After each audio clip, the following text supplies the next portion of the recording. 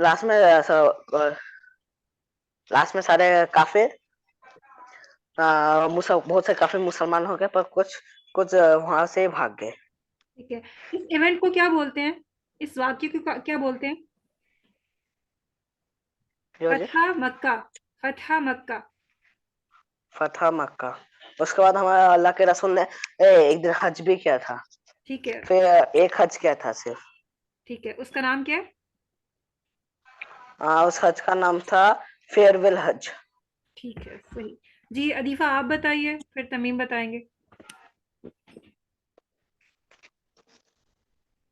जी तमीम आप बताएं, अदीफा डिस्कनेक्ट हो गई है। जी भाई, अरे हम लास्ट क्लास में यह पढ़े थे कि आ, आ, आ, ये काफिरों ने प्रॉमिस रखा था कि वो लोग ना ये जंग नहीं करेंगे 10 साल के लिए लोगों से, पर उनका एक ट्राइब जाके उसको तोड़ के और हम मुसलमान का एक ट्राइब ट्राइब में अटैक कर दिया। उसके बाद हमारे नबी सल्लल्लाहु अलैहि वसल्लम को जब भी ये बात पता चली, वो सीधा उनके पास गए और 360 भूतों को मारने के बाद उसके बाद वो बोले मैं क्या तुम्हारे साथ क्या करूं। और वो लोग बोले आप तो दिन का सच्चा, आप हमें माफ कर दीजिए। हमारे नबी बोला ठीक है, मैं माफ करा। उनमें से कुछ लोग मुसलमान हुए, उनमें से कुछ लोग ये भाग गए बचे। ठीक है, वो जो सुलह वाला है उसको बोलते हैं सुलह हुदैबिया। ठीक है, सुलह। खुदा भी है। हाँ, सुलह हुदैबिया में एक जो थी वो उनका मुआहिदा हुआ। ठीक है, प्रॉमिस किया मक्का वालों ने मुसलमानों से, और मुसलमानों ने मक्का वालों से कि हम 10 ईयर्स तक जंग नहीं करेंगे। ठीक है, लेकिन क्या हुआ कि एक ट्राइब जो मक्का वालों के साथ था उसने एक ट्राइब पे हमला कर दिया जो मुसलमानों के साथ था। सही। तो ये गलत बात थी। उन्होंने तो कहा था कि हम 10 ईयर्स तक कोई जंग नहीं करेंगे। ठीक है, तो जब कुरैश को ये पता चला कि हमारे एक ट्राइब ने मुसलमानों के एक ट्राइब पे हमला कर दिया है, तो कुरैश बहुत ज्यादा डरे कि अब क्या होगा। हमने इसको वायलेट कर दिया, जो हमने प्रॉमिस किया था उसको वायलेट कर दिया। तो अल्लाह के रसूल ने मुसलमानों से कहा कि वो रेडी रहें, हम मक्का जाएंगे। तो 10,000 का लश्कर लेकर अल्लाह के रसूल मक्का गए। ठीक है, और उसके बाद जो है मक्का जो है बगैर किसी जंग के फतह हो गया। ऐसा ही हुआ ना, या जंग हुई थी? जंग हुई थी मुसलमानों और नहीं काफिरों के मैम। दरमियान। नो तो, मैम। तो जंग क्यों नहीं हुई? जंग क्यों नहीं हुई? पहले तो काफिर मुसलमानों पे जुल्म भी करते थे, उनको मारते भी थे। तो अब क्या हुआ काफिरों को? इस फतह मक्का के मौके पर काफिरों को क्या हो गया? मैं बताऊं? जी जुनैद, इस सवाल का जवाब आप दें। मैं तो एक मिनट भाई बताएं। जी जुनैद, यो जी। बताते आप। एक, हाँ। एक सवाल है ना कि पहले तो मक्का वाले मुसलमानों पे इतना जुल्म करते होते थे, अब क्या हो गया उनको? अब वो डर क्यों रहे थे?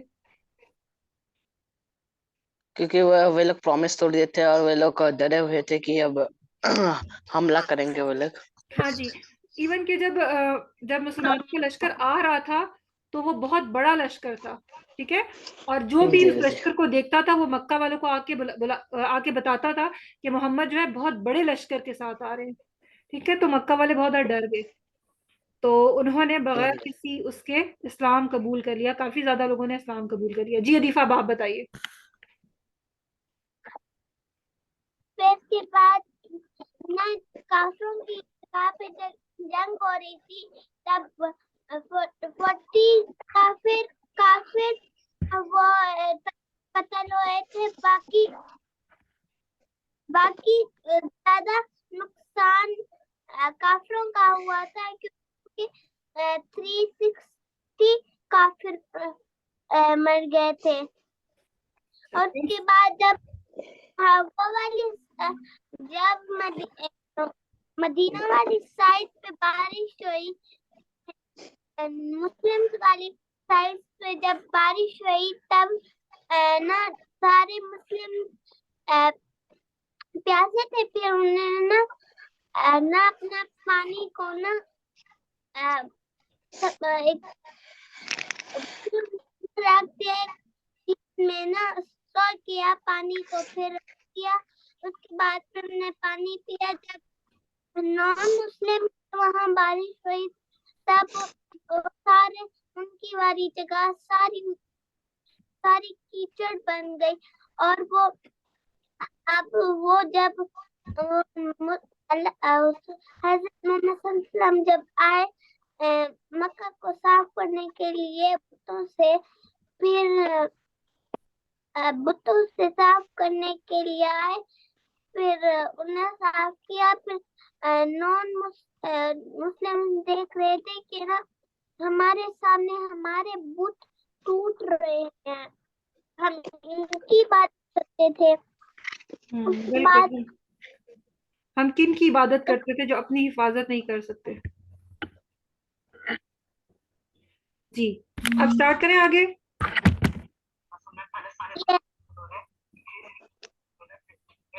जी, आगे जो है वो है फेयरवेल हज। एक दफा रिवीजन कर लेते हैं, उसके बाद स्टार्ट करते हैं। फेयरवेल हज जो था ये अल्लाह के रसूल का पहला और आखिरी हज था, ठीक है।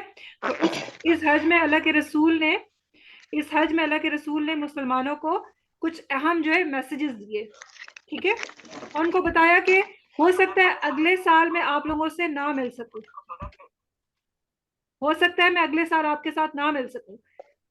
तो वो कौन सी इंपॉर्टेंट बातें जो अल्लाह के रसूल ने हज्जतुल विदा के मौके पर की, इसको हज्जतुल विदा भी बोलते हैं या फेयरवेल हज भी बोलते हैं, ठीक है। अल्लाह के रसूल ने फरमाया कि हर मुसलमान की जो ब्लड है और प्रॉपर्टी है और इज्जत है वो सेक्रेड है, सही। हर मुसलमान का खून जो है वो सेक्रेड है, उसका माल, उसकी प्रॉपर्टी सेक्रेड है और उसकी इज्जत सेक्रेड है। कोई भी इंसान किसी की इंसल्ट नहीं कर सकता, उसकी इज्जत को नुकसान नहीं पहुंचा सकता। फिर कोई भी इंसान किसी दूसरे की प्रॉपर्टी नहीं ले सकता। फिर कोई भी इंसान किसी दूसरे मुसलमान का ब्लड नहीं बहा सकता, ठीक है। देन अल्लाह के रसूल ने फरमाया कि अपनी अपनी औरतों, अपनी खवातीन के मामले से में अल्लाह ताला से डरो। किसके मामले में अल्लाह ताला से डरो? अपने खवातीन के मामले में। अपने खवातीन के बारे में। खवातीन कौन होती हैं? खवातीन गर्ल्स, लोग, गर्ल्स, वुमेन, ठीक है। यस मदर्स हो गई, वाइफ्स हो गई, सिस्टर्स हो गई, ठीक है। यस। जी जुनैद, इस पॉइंट को रिवाइज करें, जी बाजी। इस पॉइंट को रिवाइज करें।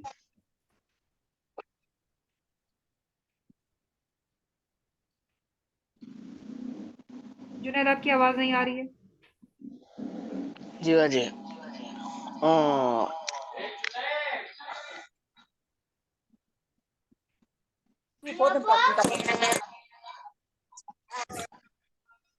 जुनैद, आप यहीं पे? जी बाजी, भाई क्वेश्चन फिर से रिपीट। मैंने पूछा ये सेकंड पॉइंट जो नजर आ रहा है स्क्रीन पे, इसको जरा बताएं, ये मैंने क्या बोला? जैसे कुरान को टाइटली पकड़ना। सेकंड, इससे ऊपर वाला।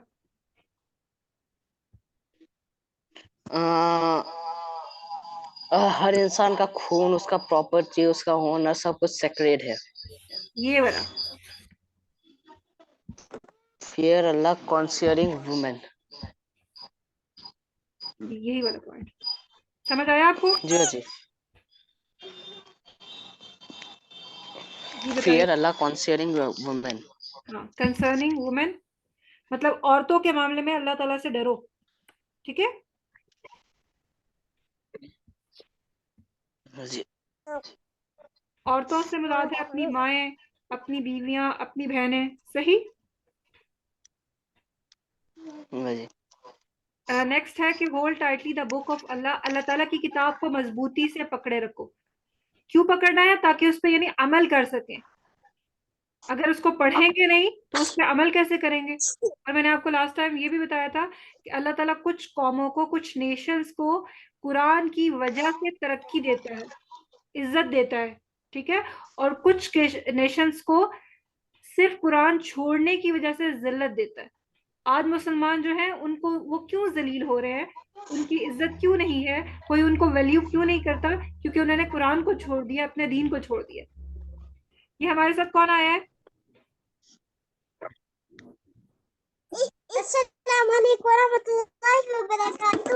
वालेकुम अस्सलाम वरहमतुल्लाहि वबरकातुहू। हमारा न्यू स्टूडेंट है ये। Yes. मोहम्मद, आप कैसे हैं?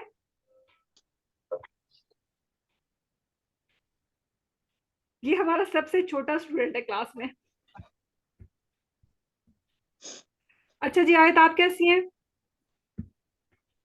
ठीक हूँ अल्हम्दुलिल्लाह। अल्हम्दुलिल्लाह। अच्छा जी, हम फेवल हज के बारे में पढ़ रहे हैं। ये अल्लाह के रसूल का लास्ट हज था।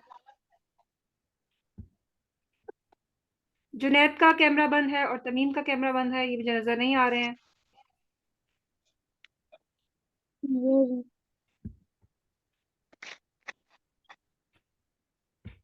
Okay, good. हम फेवल हज के बारे में पढ़ रहे हैं और अल्लाह के रसूल का ये लास्ट हज था, और अल्लाह के रसूल ने इस हज में कुछ मुसलमानों को अहम मैसेजेस दिए। आयत आपको समझ में आ रही है? आयत आपको समझ में आ रही है? आयत आप यस मैम। उसको भी देखने ओके। सबसे पहला कि हर इंसान का ब्लड, उसकी प्रॉपर्टी और उसकी इज्जत जो है वो सेक्रेड है, ठीक है। यस। कोई इंसान किसी की प्रॉपर्टी नहीं ले सकता, कोई इंसान किसी का कत्ल नहीं कर सकता, ना किसी की इज्जत के साथ खेल सकता है, ठीक है, ना इंसल्ट कर सकता है किसी की। सेकंड है कि अल्लाह ताला ने, नबी सल्लल्लाहु अलैहि वसल्लम ने फरमाया कि अपनी औरतों के मामले में अल्लाह ताला से डरना, ठीक है। यस। ओके। फिर नेक्स्ट है कि अल्लाह ताला की बुक को मजबूती से पकड़ो, यानी अल्लाह ताला की बुक को पढ़ो, उसको समझो, उस पर अमल करो। और लास्ट पॉइंट था कि जो कुछ भी आज सुनो, बहुत ज्यादा 1 लाख के करीब सहाबा थे, तो अल्लाह के रसूल ने फरमाया जो तुम लोगों को आज मैं मैसेज दे रहा हूँ, तो बाद में आने वाले लोगों को ये पहुंचा देना, या उनको पहुंचा देना जो आज यहाँ पे मौजूद नहीं है, ठीक है। तो हम लोग वहां पे मौजूद नहीं थे, ऐसे ही है ना, केवल हज में। जी। तो उन्होंने मैसेज को आगे पहुंचाया, तो ये मैसेज जो है हमारे तक पहुंचा।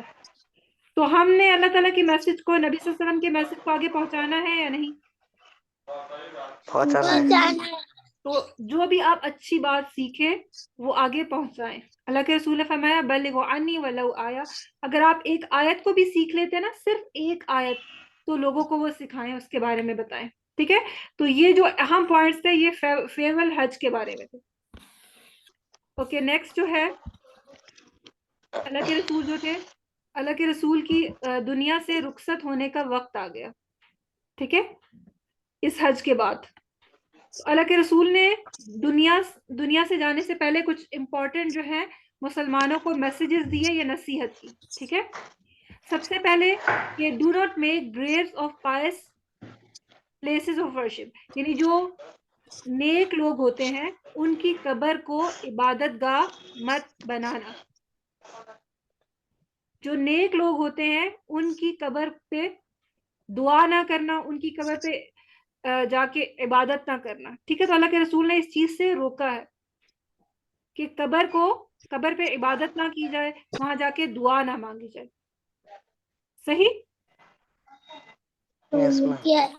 हाँ, इसके अलावा अल्लाह के रसूल ने ये भी फरमाया है कि कब्र जो है वो पक्की नहीं होनी चाहिए, सीमेंट से बनी हुई नहीं होनी चाहिए, बल्कि मिट्टी से बनी हुई होनी चाहिए, ठीक है। लेकिन हमारे यहाँ कैसी कब्रें होती हैं? मिट्टी की।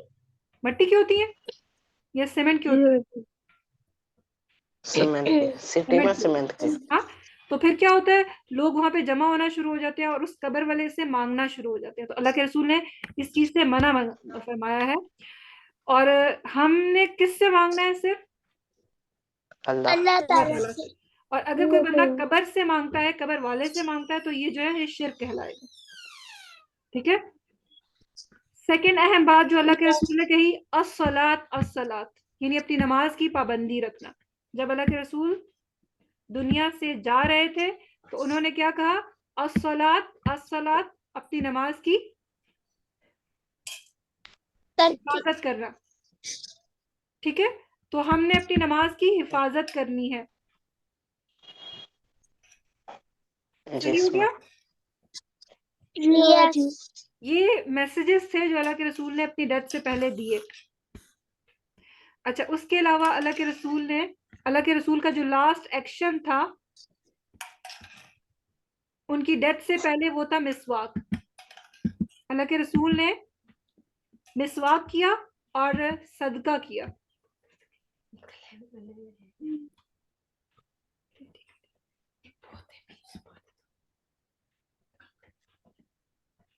जी, अल्लाह के रसूल के लास्ट एक्शंस क्या थे? उन्होंने मिसवाक किया और सदका दिया। जो कुछ भी उनके पास था उन्होंने उसको सदका कर दिया। सदका मतलब किसी को दे दिया, अल्लाह ताला की राह में दे दिया।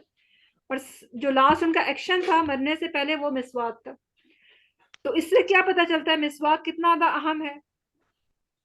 मैं लगाती हूँ। मिसवाक यूज करती हैं आप?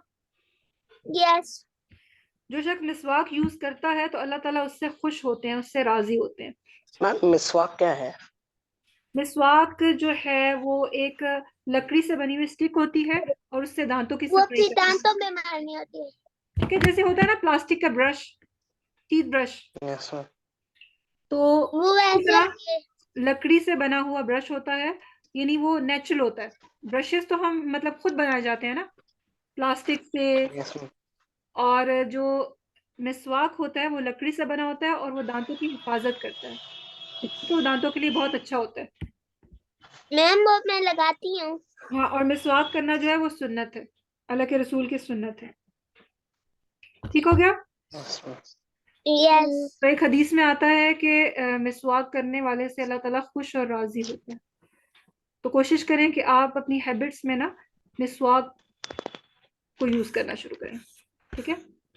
Yes ma'am. उसके बाद अल्लाह के रसूल जो है मंडे के दिन 12 रबीउल अव्वल को अल्लाह ताला के पास चले गए, इस दुनिया से रुखसत हो गए। ठीक है। और उनकी जो कब्र है वो मदीना के अंदर है। अल्लाह के रसूल की डेथ कौन से दिन हुई? मंडे 12 रबीउल आला। 12 रबीउल अव्वल 12 रबीउल अव्वल और 11th हिजरी थी। ठीक है, 11th हिजरी ईयर, यानी अल्लाह के रसूल को मदीना में रहते हुए 10 इयर्स हो चुके थे। 10 इयर्स और 3-4 माह। तो जब 11वां साल चल रहा था तो अल्लाह के रसूल जो है वो दुनिया से रुखसत हो गए, क्योंकि इनका मिशन जो था वो कंप्लीट हो चुका था। अल्लाह ताला ने इनको अपने पास बुला लिया। ठीक है। अब अल्लाह के रसूल तो अब चले गए दुनिया से, तो इनके मिशन को कौन आगे बढ़ाएगा? अल्लाह के रसूल के मिशन को कौन आगे बढ़ाएगा? किसकी जिम्मेदारी है? इंसान के। इंसान मतलब नॉन मुस्लिम्स? मुस्लिम। अबू बकर। मुस्लिम्स। ठीक है, मुस्लिम्स। अब तो अबू बकर भी नहीं है, अब तो हजरत उमर भी नहीं है। ठीक है, तो अब हम तक जो चीजें पहुंची हैं तो हमने उसको आगे पहुंचाना है। ठीक है। जब अल्लाह के रसूल की डेथ हो गई तो मुसलमानों के जो फर्स्ट कैलिफ बने वो थे हजरत अबू बकर सिद्दीक। ठीक है। फर्स्ट कैलिफ कौन थे? हजरत अबू बकर सिद्दीक। जी जुनैद, आप बताएं। हजरत अबू बकर सिद्दीक। ठीक है, जो मुसलमानों के तमाम मामलात होते थे उनको हजरत अबू बकर देखते थे। ठीक है। और जब हजरत अबू बकर की डेथ होगी तो मुसलमानों ने हजरत उमर को अपना अमीर बनाया। ठीक है, तो फर्स्ट कैलिफ कौन से हैं? अबू बकर। हजरत अबू बकर सिद्दीक। ठीक है, और ऐसा करते हैं, एक छोटी सी रिवीजन कर लेते हैं, उसके बाद देखते हैं कि आपको कितने क्वेश्चन याद हैं और कितने क्वेश्चन नहीं याद। ठीक है, एक मिनट रुकिएगा। तमीम ने सही बताया है कि फेजेस ऑफ दावा 3 हैं। किसी का कोई डिसएग्रीमेंट है तो बताएं।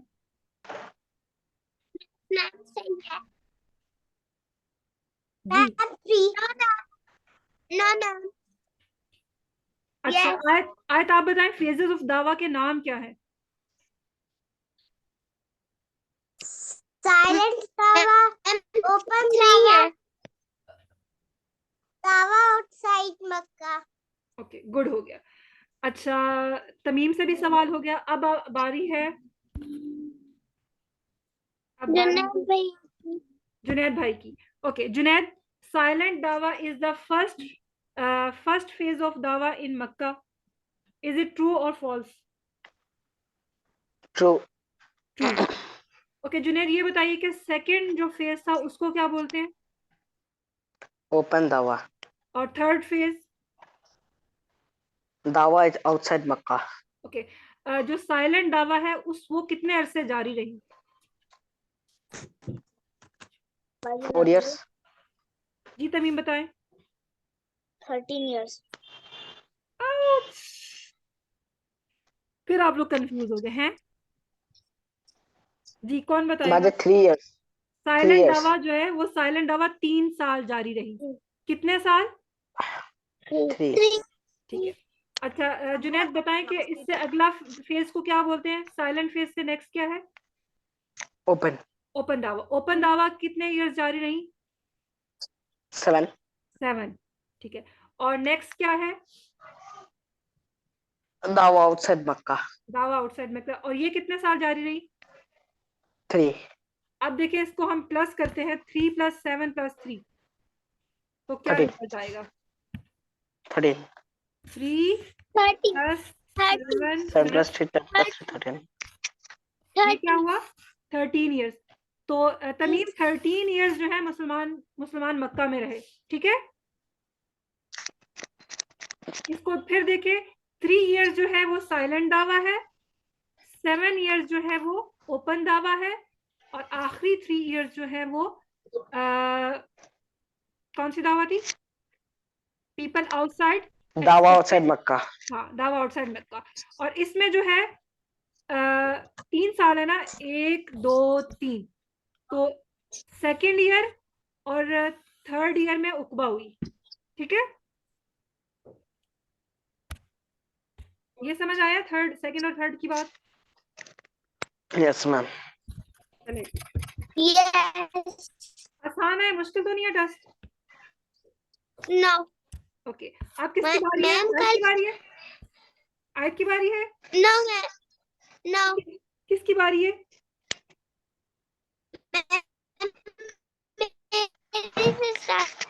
आयत की बारी है ना, आयत रह गई अभी, जुनैद भाई ने जवाब दिया, अब आयत की बारी है। जी आयत। हाँ जी। आयत, आपका सवाल ये है कि विच सहाबी was sent to teach Quran to the people of Medina? कौन से सहाबी को? Musab bin Umair. ठीक है, आयत का आंसर ठीक है। Yes ma'am. Yes। ओके, कौन से सहाबी को भेजा गया था मक्का से मदीना ताकि वो मदीना के लोगों को कुरान सिखाएं? Musab bin Umair. Good. Okay, अब किसकी बारी है? अदीफा।